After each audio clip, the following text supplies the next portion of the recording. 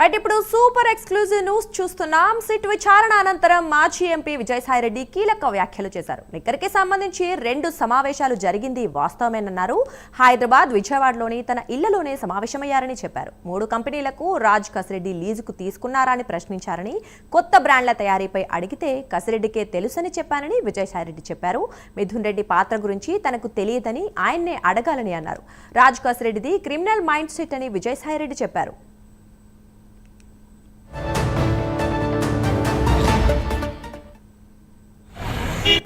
నాకున్న సమాచారం ప్రకారం మిథున్ రెడ్డి గారికి రేపు రమ్మని నోటీసులు ఇవ్వడం జరిగింది. ఈ ప్రశ్నని మీరు పివి మిథున్ రెడ్డి గారిని అడగండి. మీరు అడిగే ఊహాజనితమైనటువంటి ప్రశ్నకు నా దగ్గర సమాధానం లేదు. స్కామ్ అన్నటువంటిది జరిగిందా లేదా అన్నటువంటిది లిక్కర్తో సంబంధం లేనటువంటి వ్యక్తి నన్ను ఎలా జవాబు చెప్పమంటారు? మొట్టమొదటి 2 సమావేశాలు 3 నెలల్లో, అంటే అక్టోబర్, నవంబర్, డిసెంబర్ తర్వాత ఏ ట్రాన్సాక్షన్లో కూడా నాకు సంబంధం లేదు. అప్పటికి ఇంకా అసలు లిక్కర్ పాలసీ ఇంప్లిమెంటేషన్కి రాలేదు.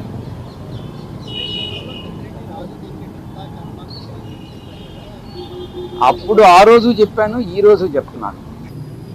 ఈ యొక్క 40 కోట్లు కానీ ఈ 60 కోట్లు కానీ ఏ రకంగా వాళ్ళు యూటిలైజ్ చేశారు అన్నటువంటి ప్రశ్నకు సమాధానంగా, ఈ అడాన్ అనే కంపెనీ ఎందుకు ఫ్లోట్ చేశారు, ఎవరు ఫ్లోట్ చేశారు, ఏ కారణానికి ఫ్లోట్ చేశారు అన్నటువంటి విషయం నాకు తెలియదు.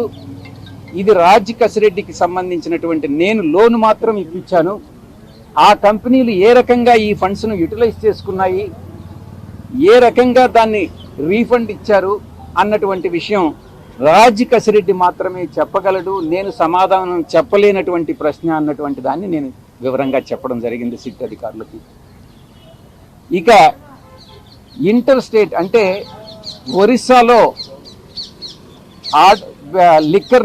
లిక్కర్ కొని తమిళనాడుకు మనం ట్రాన్స్పోర్ట్ చేస్తున్నాము.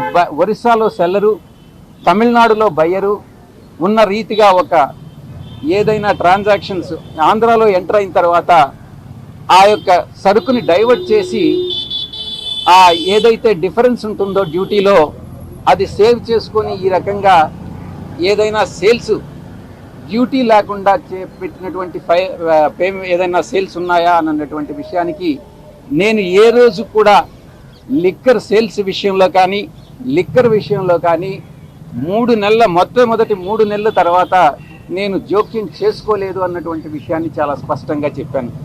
కొన్ని కొత్త బ్రాండ్లను ప్రొడ్యూస్ చేసి ఆ ప్రొడ్యూస్ చేసినటువంటి బ్రాండ్స్ని బెల్ట్ షాపుల ద్వారా డ్యూటీ లేకుండా అమ్మడం జరిగిందా అన్నటువంటి దాన్ని ప్రశ్నించడం జరిగింది.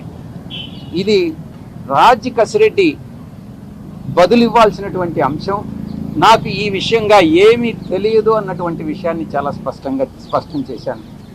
ఈ 4 ప్రశ్నలకి సమాధానం చెప్పిన తర్వాత అధికారులు తృప్తి పడ్డారన్నటువంటి విషయాన్ని నేను భావిస్తూ, ఈ యొక్క మరి ఫ్యూచర్లో భవిష్యత్తులో ఇంకా ఏదైనా ప్రశ్నలుండి నేను సమాధానాలు చెప్పాల్సినటువంటి అవసరం ఉంటే నేను మళ్ళీ తిరిగి వస్తాను, మీరు ఎప్పుడైనా పిలవచ్చు అన్నటువంటి విషయాన్ని తెలియజేసుకుంటూ ఈరోజు సెలవు తీసుకోవడం జరిగింది.